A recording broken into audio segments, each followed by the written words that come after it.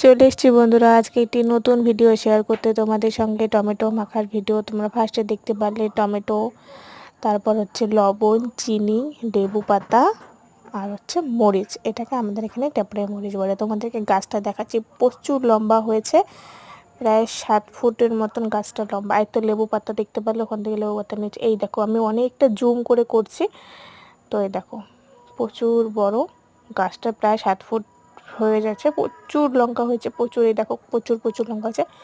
তো টমেটোটাকে ফার্স্টে ছোটো ছোটো করে পিস পিস করে কেটে নিচ্ছি। চিনিটাকে আগে দিয়ে রেখেছি যাতে গলে যায় তাড়াতাড়ি। আর আমার তো কোনো ক্যামেরা করার জন্য কোনো স্টিক নেই, তো আমি সেই জন্য হাত দিয়ে অল্প একটু করছি।